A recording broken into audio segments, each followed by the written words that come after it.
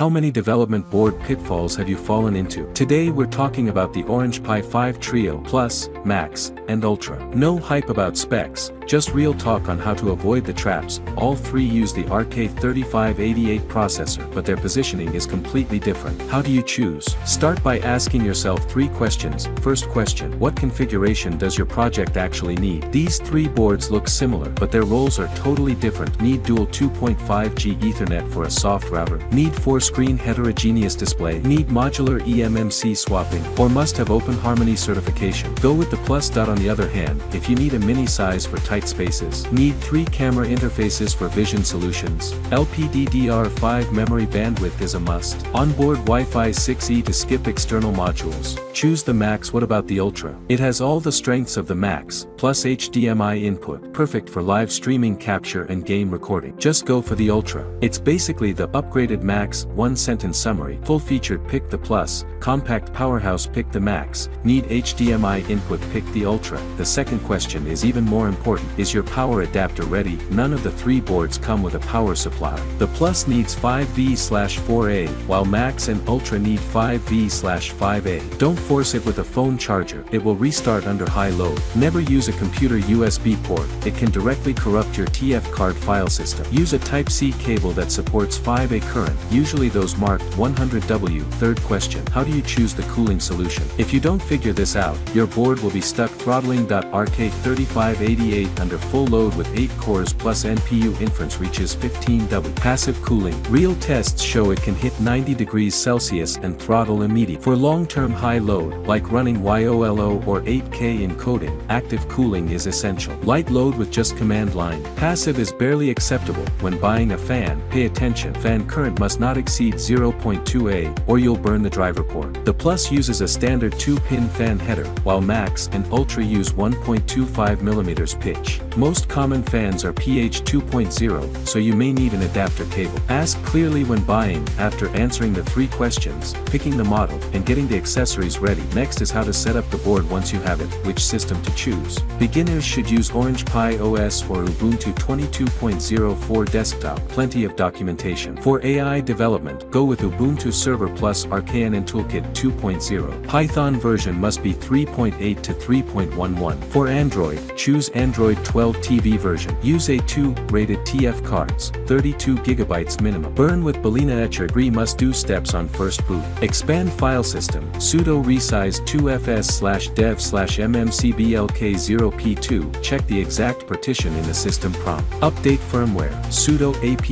update and sudo apt upgrade. RK3588 drivers are constantly optimized. Skipping updates hurts performance. Enable NPU. Sudo mod probe run. After that, check temperature. Idle below 50 degrees Celsius is normal, but no one succeeds on the first try. Here are 6 common failure scenarios with direct solutions. Point 1. Unstable power causing high load restarts. Switch to a 5V/5A adapter and a 5A capable Type-C cable. I'll say it again, do not use a computer USB port. Point 2. Temperature over 85 degrees Celsius causes throttle. Add a fan. As a temporary fix, you can run sudo qfrexset d 1.2 GHz, but it sacrifices performance. Point 3. No HDMI out. Check your cable, it must be HDMI 2.0 or higher. Some monitors require manually editing the display settings in /boot/config.txt. Point 4. Max/Ultra can't find Wi-Fi. Check if the IPX antenna is properly connected. People often forget. The driver may also need loading. Run sudo modprobe cfg80211 and sudo modprobe ap6611.5. NPU inference errors or model conversion failures. Update RKNN Toolkit to the latest version and check the operator compatibility list. Not all operators are supported by the NPU. Point 6. Plus external eMMC not recognized. First, make sure the module is fully and firmly inserted. Many people don't push it all the way in. If still not working, you may need to enter mask-ROM mode and reflash the bootloader. That covers the 6 common issues. Finally, here's a shopping list as a bonus. Must-buy items: 5V/5A power adapt cooling fan PWM version preferred, A2 rated 32GB plus TF card. Optional, eMMC module for Plus users, 2280 NVMe SSD, PCIe 3.0 x4, USB to TTL serial cable. Note, Max and Ultra already have onboard Wi-Fi, so don't buy extra wireless modules. Final 3 key key takeaways. First,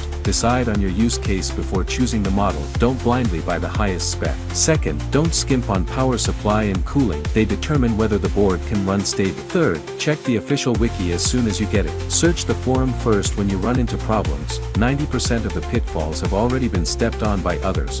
Have you bought an OrangePi 5 or any other RK3588 board? Share your experience in the comments and help others choose right the first time. See you next time.